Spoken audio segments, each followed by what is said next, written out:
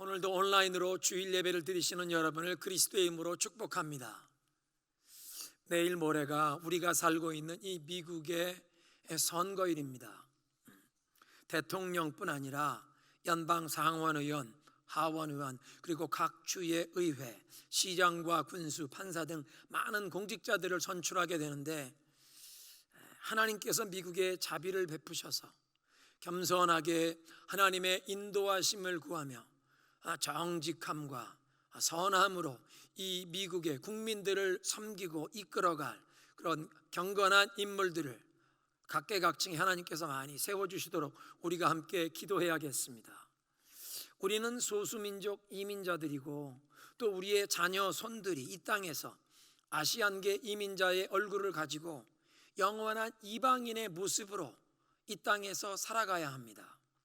무엇보다 우리는 이 땅에서 하나님의 백성으로 살아가야 하는데, 미국의 사랑의 빛, 복음의 빛을 진 우리 한국 민족, 특별히 한국 교회의 후손들로서 이 땅을 위해 기도하는 사명을 받고 이 땅에 우리 이민교회로 세워진 것입니다. 그래서 이번 선거뿐만 아니라 하나님께서 이 미국에 다시 한번 성령의 바람이 불어와 영적인 각성을 주시도록 우리가 함께 기도해야 할 줄로 믿습니다. 우리는 요즘 어려움과 환난의 시대를 살아가는 하나님의 백성들에게 사도 베드로를 통해 주시는 하나님의 메시지를 함께 살펴보며 은혜를 나누고 있습니다. 지난 주일까지 베드로후서 1장 그 전반부의 말씀을 통해서 하나님의 신비한 능력과 보배로운 약속을 우리에게 주셔서 그리스도를 닮아가면서 신성한 성품에 참여하게 하신다. 그 하나님을 아는 참된 지식에서 자라가면서, 그래서 이 영적 성장을 위해 더욱 힘쓰도록 열심을 내야 한다고 배웠는데, 그렇게 영적인 성장을 위해 힘쓰고 열매 풍성한 신앙인이 되기 위하여 힘쓰는 우리들의 그런 모습이 바로 우리가 하나님께 택하심을 받고 부르심을 받았다는 사실을 더 굳게 하는 것이라. 그래서 정말 우리가 하나님의 부르심을 받고 성령 안에 거듭나 하나님의 자녀가 되었다는 사실을 자타가 확신할 수 있는 증거라고 우리가 배웠습니다. 이제 오늘의 말씀은 베드로 사도가 이런 내용을 이 편지로, 서신으로 적어서 여러 지역에 흩어져 살고 있는 하나님의 백성들에게 보내는 그 서신을 보내는 이유와 목적을 말씀하시고, 그리고 이 사도들의 증언과 성경 말씀이 우리의 믿음의 확실한, 흔들릴 수 없는 확실한 근거가 된다는 사실을 깨우쳐주고 계십니다. 제일 먼저 베드로 사도는 자신의 순교가 임박했음을 말하면서 왜 이런 복음의 메시지를 다시 한번 저들에게 말하는지 그 이유와 목적을 설명합니다. 12절부터 15절까지 세 번 반복이 되어 등장하는 단어, 강조가 되고 있는 단어는요, 생각나게 하려 한다, remind라는 단어입니다. 12절에 여러분이 이런 것들 이미 잘 알고 있고 전해받은 진리에 굳게 서 있지만 내가 항상 여러분에게 생각나게 하려는 것입니다. 13절에 여러분을 일깨워 생각나게 하는 것이 옳은 줄로 압니다. 15절에 내가 떠난 후에라도 어느 때나 이런 것을 생각나게 하려고 이것을 적는다는 것입니다. 베드로는 부활하신 예수님께서 갈릴리 해변에 자기를 찾아오셔서 자신에게 다시 한번 사명을 회복시켜 주시면서 당부하신 말씀을 일평생 읽지 못했습니다. 내 양을 먹이라, feed my sheep, 내 어린 양을 돌보라. 그래서 베드로는 지금까지 30년 동안 성도들에게 이 복음의 진리를 가르치면서 그 복음의 진리 안에서 우리 성도들이 그리스도와 계속 영적으로 교통하고 대화를 나누면서 주님을 더욱 깊이 알게 되고, 그래서 이 관계적으로 경험적으로 예수님을 알고 그래서 예수님을 닮아가는 변화되는 그런 영적인 성장을 위해서 이 성도들을 격려하고 도전해 왔던 것입니다. 그런데 자신의 순교가 곧 다가오고 있음을 그는 알았습니다. 14절에 이렇게 얘기합니다. 우리 주 예수 그리스도께서 내게 지시하신 것 같이 나도 나의 장막을 벗어날 것이 임박할 줄을 알미라. 여기서 이 장막을 벗어난다는 말은 우리가 이 세상을 나그네처럼 지나가는 것이요, 영원한 본향 천국을 향해 순례자의 모습으로 살아가고 있다는 사실을 다시 한번 깨우쳐 주시는 것입니다. 요즘 한국의 젊은 세대들이 노마드, 유목민이라는 그런 말이 젊은이들 가운데 유행하는데, 부동산 가격이 너무 높아져서 자기 집 마련을 할 수 없는 사람들이 이곳저곳으로 자주 이사를 다니며 옮겨 다녀야 하는 자신들의 그 모습이 한 곳에 영구적인 어떤 건축물을 세우고 정착하지 못하고 이곳저곳으로 목초지를 따라서 이 가축들을 끌고 이동하며 다녀 살아야 하는, 그래서 임시 이 거주주인 텐트를 치고 사는 유목민들과 같다고 집 없는 젊은 세대들이 자신들을 노마드라고 부르고 있습니다. 그런데 성경을 보면 우리는 모두 노마드와 같은 사람들입니다. 아무리 좋은 저택에 살고 있다고 해도 사람은 잠시 임시 거주지에 살다가 하나님께서 오라 부르시면 모든 것을 다 남겨두고 떠나가야 하는 사람입니다. 그래서 엄밀히 말하면 이 땅에서 자기 집을 소유한 사람은 한 사람도 없고, 단지 하나님께서 허락하신 기간 동안만 임시로 우리가 맡아 관리하면서 그저 임시 그 거처에 사는, 마치 텐트에 장막을 치고 사는 것과 같은, 그래서 참 소유주는, 오너는 오직 한 분, 하나님 한 분이시라는 것입니다. 그래서 베드로는 이제 자신이 장막을 벗을 날이 가까웠다, 이 세상을 떠나 영원한 본향집으로 들어갈 날이 임박했다, 그것을 예수 그리스도께서 분명히 보여주셨다고 그렇게 말하고 있습니다. 요한복음 21장 18절 이하에 있는 말씀을 보면 예수님께서 베드로에게 그렇게 말씀하십니다. 네가 젊어서는 스스로 띠를 띠고 네가 가고 싶은 곳으로 다녔지만 네가 늙으면 남들이 네 팔을 벌리고 너를 묶어서 네가 원하지 않는 곳으로 너를 끌고 갈 것이다. 그리고 예수님께서 이렇게 말씀하신 것은 베드로가 어떤 죽음으로 하나님께 영광 돌릴 것을 미리 알게 하신 것이라. 그러니까 예수님께서는 베드로가 순교할 것을 미리 예언해 주셨는데, 지금 베드로 후서를 기록하는 이 즈음에 와서는 약 30년 후가 되었는데요, 이 예언의 말씀이 이루어질 때가 가까워 왔음을 주님께서 베드로 자신에게 이제 명확하게 느끼게 하셨다, 깨닫게 하셨다는 것을 말씀하는 것입니다. 내가 곧 순교를 당하고 내가 곧 떠날 것을 아는데, 내가 떠난 후에라도 성도들이 이런 복음의 진리를 계속 듣고 읽고 그것을 붙들고 그 복음의 진리 안에서 살도록 내가 그들에게 생각나게 하려고, remind you, 여러분이 이 말씀을 잊지 않고 계속 생각나게 하려고 이 글을 적어 보내고 있습니다 말하는 것입니다. 성도들이 이미 이런 진리를 받았고 알고 있지만, 그래서 설교자는, 목자의 책임과 사명은 복음의 진리를 계속 반복하며 증거하여 성도들이 이 복음의 진리를 잊지 않도록, 그 말씀을 떠나거나 벗어나지 않도록 영혼들을 일깨우고 상기시키는 것임을 밝히고 있습니다. 이 뉴 킹 제임스 영어 성경에 이 부분을 이렇게 번역했는데요, I will not be negligent to remind you always. 내가 여러분들을 항상 상기시키는 이 책임 수행을 소홀히 하지 않으려고 합니다. 항상 성도들이 이 복음의 말씀이 생각나도록 그들을 상기시키는, 일깨우는 그 책임 수행을 소홀히 하지 않으려 한다. 두 번째로 베드로는 성도들이 잊지 않고 항상 생각나게 하려는 이 복음의 메시지가 교묘하게 사람들이 꾸며낸 이야기가 아니라 예수님께서 그 하나님의 아들의 권세와 능력으로 위엄으로 행하신 그 모든 것을 친히 목격한 그 모든 사도들이 증거하는 것과 동일한 메시지를 전하고 있다고, 알려주고 있다고 말하고 있습니다. 16절에 우리 주 예수 그리스도의 능력과 강림하심을 여러분들에게 알게 한 것이 교묘히 만든 이야기를 따른 것이 아니라 우리는 그의 크신 위엄을 친히 본 사람들입니다. 여기에 우리, 위라는 표현은 베드로 한 사람만 아니라 모든 사도들, 예수님을 3년 반 동안 가까이에서 모시고 그 십자가 사건과 부활 후에 그 예수님에 대해 증거하고 있는 그 모든 사도들을 일컫는 말입니다. 베드로 자신만 알고 있는 어떤 독특한 지식이 아니라 모든 사도들이 함께 목격한 그 동일한 복음을 우리가, 베드로를 포함한 모든 사도들이 지금 이 성도들에게 알게 하고 전해 주었다고 말하는 것입니다.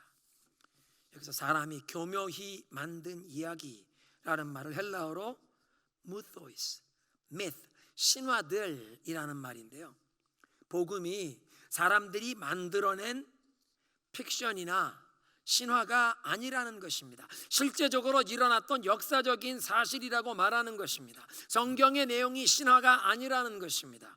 초자연적인 이적과 기사가 적혀 있다고 현대인들의 좁은 생각에서 의문을 품는 사람들이 있습니다. 동정녀가 아들을 어떻게 낳을 수 있는가? 사람이 죽어서 무덤에 안장되었는데 3일 만에 다시 부활했다는 것이 어떻게 가능한가? 성경의 많은 이야기가 과학의 틀 안에서 설명이 불가능하기 때문에 성경은 그렇다면 신화가 아닌가? 그렇게 의문을 품는 사람들이 있습니다. 그런데 창세기 1장 1절에 태초에 하나님께서 천지를 창조하셨다는 그 말씀을 받아들이면 성경에 기록된 모든 기적을 다 우리는 믿을 수 있습니다. 받을 수 있습니다. 하나님께서 천지 우주 만물을 다 무에서 유를 창조하신 것을 믿는다면 그것이 믿어지는 순간 성경에 있는 모든 기적도 다 믿어지는 것입니다. 기적이 등장한다고 신화가 아니라 하나님께서 친히 행하신 놀라운 능력의 역사라고 말씀하는 것입니다. 성경 말씀은 역사적인 사실이다. 복음은 믿는 자들에게, 우리에게 오늘도 능력으로 역사하실 수 있는 말씀이라고, 사람들이 교묘히 꾸며낸 신화가 아니라고 말씀하는 것입니다. 그리스도의 능력과 강림하심을 너희에게 알렸다라고 얘기하시는데, 여기에 이 강림하심, 영어로 coming이라고 번역된 말, 파로우시아라는 이 말은 신약 성경에서 예수님의 재림을 일컫는 말이었습니다. 그래서 세번역 성경은 이 부분을 예수님의 권능과 재림을 여러분에게 알렸다, 그렇게 번역했는데요, 예수님의 권능과 재림을 알렸다, 이게 권능, 능력, 파워란 예수님의 공생의 기간 동안 나타났던 그 성자의 능력과 권능을 뜻하는 것입니다. 천국 복음을 선포하시면서 모든 병든 자를 고쳐주시고 죄인들을 용서하신 그 성자의 권능, 귀신을 쫓아내시며 죽은 자를 살려내신 그 모든 이적에서 나타난 하나님의 아들의 능력이, 특별히 17절 18절에서는 변화산상의 사건이 예수 그리스도의 그 권능의 증거라고 제시하고 있습니다. 마태복음 17장의 기록을 보면 베드로와 야고보와 요한이 예수님과 함께 높은 산에 올라갔는데 저들 앞에서 예수님께서 눈부신 영광된 모습으로 변화하셨고 그 좌우에 모세와 엘리야가 나타나 예수님과 대화하는 모습을 이 세 명의 제자들이 목격하게 되었습니다. 17절에 지극히 큰 영광 중에서 이러한 소리가 그에게 나기를 이는 내 사랑하는 아들이요 내 기뻐하는 자라 하실 때에 그가 하나님 아버지께 존귀와 영광을 받으셨느니라. 이 소리는 우리가 그와 함께 거룩한 산에 있을 때 하늘로부터 난 것을 우리가 들은 것이라. 하늘에서 들렸던 그 하나님의 음성, 이는 내 사랑하는 아들이요 내 기뻐하는 자라. 그 말씀은 신약 성경에 2번 기록되어 있는데요, 처음은 예수님께서 물 세례를 받으시고 세례 요한에게 물 세례를 받으시고 강에서 올라오실 때, 그리고 두 번째는 이 변화산상에서 그렇게 하늘에서 들렸던 음성입니다.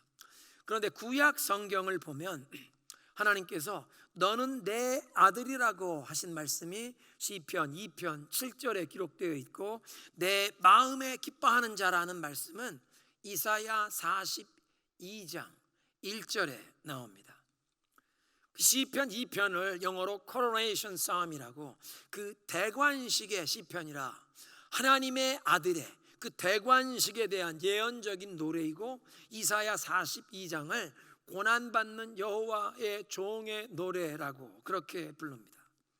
그러니까 이는 내 사랑하는 아들이요 내 기뻐하라는 자라는 이 말씀은 예수 그리스도께서 하나님의 아들이신데 대관식에 왕관을 받아 쓰시는 만왕의 왕이시라는 것입니다. 동시에 고난받는 여호와의 종이 되셔서 그의 고난을 통해 하나님의 모든 백성들을 저들의 죄와 저주와 사망에서 건져내실 하나님께서 정하신 유일한 구원자 하나님의 메시아라는 것을 선포하는 말씀입니다. 이렇게 예수 그리스도께서 누구신지를 하늘에서 들려온 음성을 통해 증거하심으로 하나님께서 친히 예수님께 존귀와 영광을 주셨다고 베드로 사도는 증거하고 있습니다. 그래서 16절 하반부에 우리는 그의 크신 위엄을 본 자라, 이 크신 위엄, 영어 성경에 His Majesty라는 이 말은 베드로, 야고보, 요한 이 세 사람이 변화산상에서 목격했던 그 예수님의 눈부신 영광, 하나님의 아들의 그 영광을 말하는 것입니다. 모세와 엘리야가 나타나서 하나님의 아들이신 그 예수님의 영광을 증언했던 장면에서 보통 구약을 율법과 선지자들의 글이라고 얘기하는데, 모세는 그 율법, 모세 오경을 기록했던 사람이요, 엘리야는 모든 선지자들의 대표자로서, 그래서 모세와 엘리야가 나타났다는 것은 구약 성경의 모든 저자들의 대표자, 즉 구약 성경 전체가 지금 예수님을 증언했다는 그런 뜻입니다. 또 다른 차원에서는 모세는 죽어서 천국에 올라간 모든 성도들을 대표하고, 엘리야는 죽음을 보지 않고 그냥 하나님 앞에 들려 올라갔던 그런 성도들을 대표하는 자로서, 그러니까 모든 성도들을 대표하는 두 인물이 나타나서 예수 그리스도의 그 높으신 위엄을 증언했다는 것입니다. 그런데 가장 중요하고 무게 있는 그 예수님의 위엄에 대한 증언은 하늘에서 친히 더없이 영광스러운 분께서 예수님에 대해 증언하셨다. 개역 성경에는 지극히 큰 영광 중에서라고 번역했는데, 이 말은 지극히 큰 영광이신 그분이라고 번역해야 좋습니다. 왜냐하면 히브리인들은 하나님의 이름을 망령되이 일컫지 말라는 제3계명을 범하지 않기 위해서 하나님의 이름을 직접 자신들의 입술로 부르는 것을 피하면서, 그래서 간접적인 명칭을 사용했는데, 여기 지극히 큰 영광, 영어 성경에 majestic glory라고 번역한 이 지극히 큰 영광이 하나님을 지칭하는 간접적인 표현입니다. 그러니까 베드로 사도는 지극히 영광스러우신 하나님 그분께서 친히 예수님에 대해 증언하심으로 예수님께서 존귀와 영광을 받으셨다고 증언하고 있습니다. 그리고 우리는 그의 그 크신 위엄을 친히 목격한 사도들이 다 이 예수님의 크신 위엄을 목격하고 증언하고 있다는 것입니다. 베드로 후서가 예수 그리스도의 그 재림을 부인하는 잘못된 사상이 교회 안에 퍼지는 것을 막기 위한 그런 교훈을 주신다고 하셨는데, 베드로는 여기서 이 재림, 예수님의 그 강림하심이 교묘히 꾸며낸 신화가 아니다, 사람들이 꾸며낸 말이 아니다, 무엇보다 변화산상에서 예수님께서 그 눈부신 놀라운 영광의 모습으로 변화하셨던 장면을 우리가 친히 목격했는데, 앞으로 예수님께서 그렇게 영광스러운 모습으로 천군 천사를 다 거느리시고 먼저 천국에 올라간 모든 성도들을 다 거느리고 하나님의 호령과 천사장의 하나님의 나팔소리와 천사장의 호령 중에 친히 하늘로부터 강림하실 것이라고, 그래서 변화산상에서 그분의 그 영광의 예고편을 우리 사도들이 친히 보았다고 증거하고 있는 것입니다. 그리고 이제 19절부터는 성경에 기록된 이 예언의 확실성에 대해 말씀하시는데, 19절에 또 우리에게는 더 확실한 예언이 있어서, 변화산상의 그 놀라운 이적을 사도들이 목격했지만, 그리고 그것을 증언하고 있지만 그보다 더 확실한 예언이 있다. 성경 말씀이 그 무엇보다 더 확실하고 흔들리지 않는 예언의 말씀이라는 것입니다. 19절에 또 우리에게는 이 더 확실한 예언이 있어 어두운 데를 비추는 등불과 같으니, 날이 새어 샛별이 너희 마음에 떠오르기까지 너희가 이것을 주의하는 것이 옳으니라. 예수님께서 재림하실 때에 성취될 예언이 남아 있는데, 예수님께서 처음 이 땅에 오셨을 때 그 성취하신 여러 가지 예언의 말씀들, 특별히 변화산상에서 사도들이 목격했던 그 예수님의 놀라운 영광과 위엄은 앞으로 예수님의 재림의 날에 이 남은 예언의 말씀이 확실하게 성취될 것을 증거하기에 이제부터 더욱 주의하여 이 예언의 말씀을, 하나님의 말씀을, 성경 말씀을 더욱 주의하여 귀 기울여 듣고 붙들라고 말씀하십니다. 이런 예언의 말씀, 이 하나님의 말씀이 어두운 데를 비추는 하나님의 등불과 같다라고 하십니다. 시편 119편 105절에 말씀하십니다. 주의 말씀은 내 발의 등이요 내 길의 빛이니이다. 하나님의 말씀을 등불이라고, 빛이라고 말씀하셨는데, 말씀이 육신이 되어 우리에게 찾아오신 예수님께서는 세상을 비추시는 참 빛이십니다. 빛이 어두움에 비치면 어두움을 몰아내고 두려움을 몰아내고 무지함을 몰아내게 됩니다. 빛을 비추어 밝게 비추어 보게 하십니다. 소망을 주십니다. 평안을 주십니다. 무엇보다 우리 자신을 보게 하십니다. 하나님 앞에서, 예수 그리스도의 그 십자가 앞에서 우리 자신의 참된 모습을 보게 하십니다. 우리가 어디가 더럽혀졌고 어디에 씻김을 받아야 할지를 보게 하시고, 어디에 우리가 상처를 받았고 어디가 병들어서 주님께 어디에 치료가 필요한지, 치유가 필요한 부분을 보게 하시고 깨닫게 하십니다. 이사야 6장에서 하늘이 열리고 이사야 선지자의 그 영적인 눈이 열리니까 이사야 선지자는 자신의 입술이 부정함을 깨닫게 되었고 거룩하신 하나님 앞에서 회개하는 그런 장면이 나옵니다. 이사야는 제사장 중에서 왕궁을 출입할 수 있었던 로열 프리스트, 왕궁을 특별히 출입하는, 예를 들면 청와대 채플린, 백악관 채플린과 같은 그런 제사장이었고, 특별히 매일 성전에 출입하는 성직자였는데, 하늘문이 열린 그날 자신의 그 죄와 부정함을 깨닫고 하나님 앞에서 회개하게 되었다는 것입니다.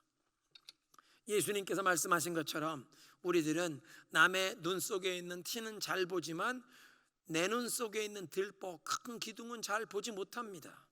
남의 허물과 약점은 너무도 선명하게 잘 보이는데 우리 자신의 허물은 보지 못한다는 것입니다. 그런데 세상의 참 빛이신 예수님의 진리의 빛, 은혜의 빛, 그 사랑의 빛이 우리에게 비추어 임하면 내가 치유받아야 할 상처가 어디에 있는지 알아보게 하십니다. 그런 상처 때문에 내 삶에 깊이 뿌리내린 역기능과 죄 때문에 남에게 고통을 주면서 살아왔는데, 그런데 그렇게 고통을 주고 있는지도 모르고 살아왔는데 예수님의 빛이 임하면 내가 씻김 받아야 할 부분, 내가 해결받아야 할 문제, 내가 치유받아야 할 부분이 보이게 된다는 것입니다. 제가 그동안 아들과의 관계 회복을 위해 기도해 오는 가운데 한 2개월 전부터 주님께서 제 마음속에 풀어놓아 다니게 하라는 말씀을 생각나게 하십니다. 몇 년 전에는 나사로를 무덤에서 불러내시기 전에 나사로의 무덤 앞에 있던 돌을 먼저 옮겨 놓으라, 그런 말씀을 주셨고, 그런 메시지를 제가 우리 온교회 모든 성도들과 함께 나누면서 우리 자녀들과 우리 가정의 어떤 문제 해결을 위해서 돌을 먼저 옮겨 놓으라는 그런 메시지를 나눈 적이 여러 번 있습니다. 그런데 요즘 시즌은 주님께서 풀어놓아 다니게 하라는 그런 말씀을 내 마음속에 느끼게 하십니다. 그래서 주님께 기도하는 중에 세상에 참 빛이신 그 예수님의 빛으로 나를 비추어 주옵소서 말씀을 펼치고 묵상하며 기도하는데, 주님께서 제 자신이 꽁꽁 묶여 있었던 부분, 내가 자유함을 누려야 할 부분을 보게 하십니다. 내가 묶여 있었는데 그것을 내가 알아보지 못하고 꽁꽁 묶여 있는 내 삶 가운데 내 가족을 묶는 말을 지난 수십 년간 하며 살아왔는데 그 사실을 알아보지 못했다는 것입니다. 그런데 세상의 참 빛이신 예수님의 빛이 나에게 임하니까 제가 묶여 있었던 부분을 보게 하시고 주님 앞에 회개하며 기도하며 내가 묶여 있던 부분에 자유함을 누리게 하시는, 나를 풀어주시는 은혜를 제가 경험하면서 또 내가 경험하는 이 자유함이 아들에게 흘러가기를 기도하며 그 기도가 우리 아들의 삶 가운데 또 나타나는 것을 보고 있습니다. 1987년 연말에 시카고에서 남쪽으로 3시간 떨어져 있는 그 얼바나 대학 캠퍼스에 열렸던 얼바나 미션 컨퍼런스에 참석하면서 빌리 그레함 목사님이 하셨던 설교가 기억이 납니다. 빌리 그레함 목사님께서 메시지를 전하시면서 전 세계 어디를 가든 가능하면 아침에 운동을 하신다고 하십니다. 그 묵는 숙소에 수영장이 있으면 수영을 하시는데 수영장이 없으면 산책을 하신다고. 그런데 산책을 할 때마다 본인이 기도를 하시는데 종종 자신이 회개의 기도를 하고 있는 모습을 발견한다고. I find myself praying the prayer of confession and repentance. 항상 자신의 입술로 하나님 앞에 죄를 회개하는 기도를 드린다고 말씀하십니다. 그때는 제가 아직 어려서 빌리 그레함 목사님 그 말씀의 뜻이 무엇인지 제대로 알지는 못했습니다. 빌리 그레함 목사님은 1952년에 6.25 전쟁 중에 대한민국을 방문하셔서 부산에서 고아들을 품에 안으시고 전도 집회를 여시고, 그래서 이제 한경직 목사님이 통역을 하시면서 한국에서 말씀을 전하신 적이 있습니다.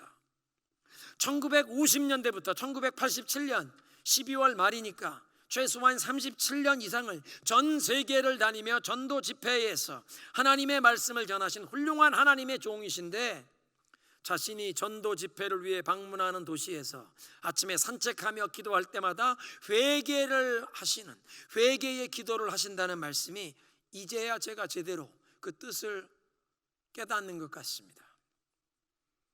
예언의 말씀이, 하나님의 말씀이 어두운 데를 비추는 등불이기에 말씀에 귀를 기울이면 그 어두움을 밝히는 빛이 나의 삶에, 우리 가정에 임하는 줄로 믿습니다. 그 어두운데 예수님의 말씀의 빛이 비추지 않은 것은 어두운 세상입니다. 주님의 말씀에 빛이 없는 나의 삶, 우리 가정이 어두움에 덮여 있는 것입니다. 창세기 1장의 그 천지창조의 기록을 보면 땅이 혼돈하고 공허하며 흑암이, 어두움이 덮여 있었는데 빛이 있으라 하는 하나님의 말씀이 선포되니까 흑암과 어두움에 빛이 비추기 시작했습니다. 그 혼돈과 무질서함 가운데 하나님의 질서가 임하기 시작했습니다. 오늘 이 예배를 통해 하나님의 음성이 내 영혼과 우리 가정에 선포되어서 모든 흑암과 어두움을 몰아내시고 또 혼돈과 무질서한 나의 삶, 우리 가정의 그 모든 얽힌 문제에 하나님이 허락하시는 영적인 질서가 회복되시기를 그리스도의 이름으로 축원합니다. 19절에 날이 새어 샛별이 너희 마음에 떠오르기까지 너희가 이것을 주의하는 것이 옳으니라. 날이 샌다는 것은 그 예수님이 재림하시는 그날이 된다. 샛별은 예수 그리스도를 뜻하는 것입니다. 그러니까 예수 그리스도께서 다시 오시는 그날 하나님의 백성들의 마음에 빛과 기쁨을 주신다는 것입니다. 그때까지 확실한 이 성경의 말씀에, 이 예언의 말씀에 더욱 주의를 기울여라. 20절부터 21절은 성경 말씀을 대하는 올바른 자세를 가르치시는데, 특별히 20절 먼저 할 것은 성경의 모든 예언은 사사로이 풀 것이 아니라 성경 말씀을 임의로 제멋대로 해석하지 말아라. 개인적인 사사로운 해석은 아니 된다고 하십니다. 세 가지로 이 말씀이 가르치시는 바를 우리가 이해할 수 있는데, 첫째로는 성경 말씀이 가르치시는 그 흐름과 동떨어진 해석을 하면 아니 된다고 말씀하는 것입니다. 성경 말씀은 항상 그 앞뒤의 문맥의 흐름을 살펴보면서 그 의미를 해석해야 하는데, 좁게는 그 앞뒤 문장과 앞뒤 문단이 그 문맥이고, 좀 더 넓히면 성경의 그 장, 그 성경 한 권 뿐만 아니라 이 66권 성경 전체의 틀 안에서, 성경 전체의 주제와 흐름 안에서 어떤 말씀을 이해하고 그 예언의 말씀을 풀라고 하시는 것입니다. 두 번째로 성경의 저자이신 성령님에게 의존함 없이, 성령과 상관없이 인간의 생각, 이성만으로 이 성경을 해석하지 말라는 뜻입니다. 성령의 영감으로 기록된 책이기에 성경의 올바른 의미를 깨달으려면 성령의 조명하심을 받아야 한다는 것입니다. 세 번째로는 하나님의 말씀이 주어진 공동체, 교회의 울타리 안에서 이 말씀을 해석하라고 하십니다. 성경 해석이 개인적으로 사사로운 제멋대로의 해석으로 빠지는 오류를 피하려면 반드시 이 약속의 말씀이 주어진 교회 공동체 안에서 그 말씀을 함께 연구하고 배우라는 것입니다. 나만 또는 우리 교회에만 이 하나님의 말씀을 받은 것이 아니라 범우주적인 교회, 사도신경에서 우리가 고백하는 거룩한 공회, Holy Universal Church, 이 거룩한 공회, 범우주적인 교회가 이 하나님의 말씀을 함께 받았기 때문에 우리는 다른 문화적인 배경, 다른 언어권의 교회들이 이 말씀을 어떻게 이해하고 이 말씀을 어떻게 적용하는지 열방의 세계 교회와 함께 교제하며 이 말씀을 함께 연구하고 배워야 합니다. 뿐만 아니라 역사적으로 교회가 이 하나님의 말씀을 어떻게 해석해 오셨는지 그 말씀 해석의 역사를 존중하면서 우리 선진들의 그 가르침에 귀를 기울이는 것입니다. 그러니까 성경 해석은 성령 충만함을 받은 교회가 해야 할 일이고 그 성령의 은사를 인정하고 존중하는 교회, 그래서 성령께서 이 말씀을 풀어 가르치도록 은사를 주시고 사명을 맡기신 목사와 교사들을 통해 하나님의 말씀의 가르침을 받으라는 것입니다. 그리고 이렇게 하나님께서 세우신 종들의 가르침에 순복하면서 개인적으로 우리가 성경을 읽고 연구하고 암송하고 묵상하면서 그 말씀을 배우라는 것입니다. 오늘의 말씀을 정리하겠습니다.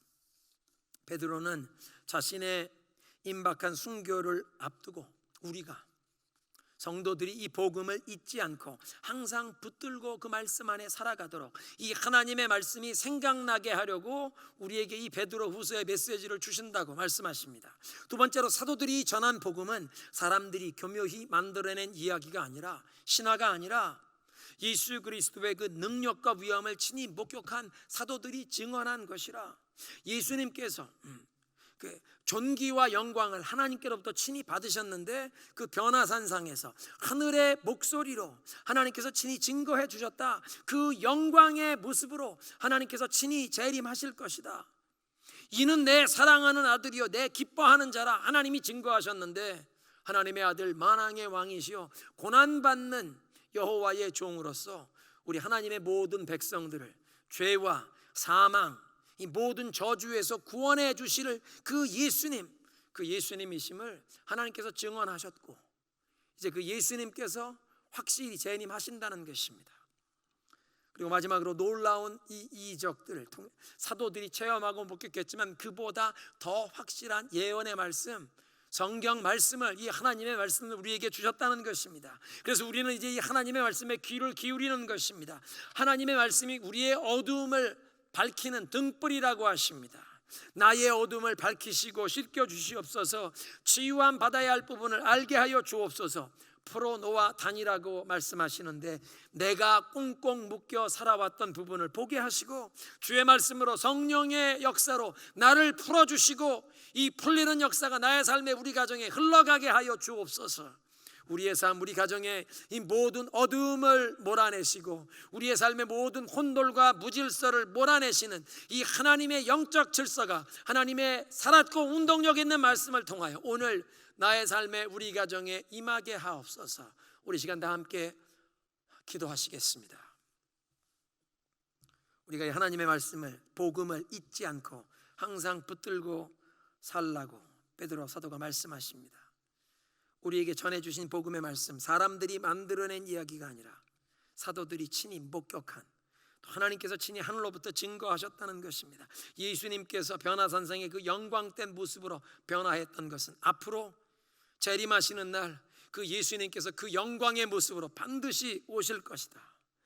남아있는 그 모든 예언의 말씀이 반드시 확실하게 성취될 것을 증거하십니다. 뿐만 아니라 사도들이 체험하고 목격한 것 뿐만 아니라 더 확실한 예언의 말씀, 성경 말씀 우리에게 주셨기에 그 말씀에 더 귀를 기울이라고 하십니다.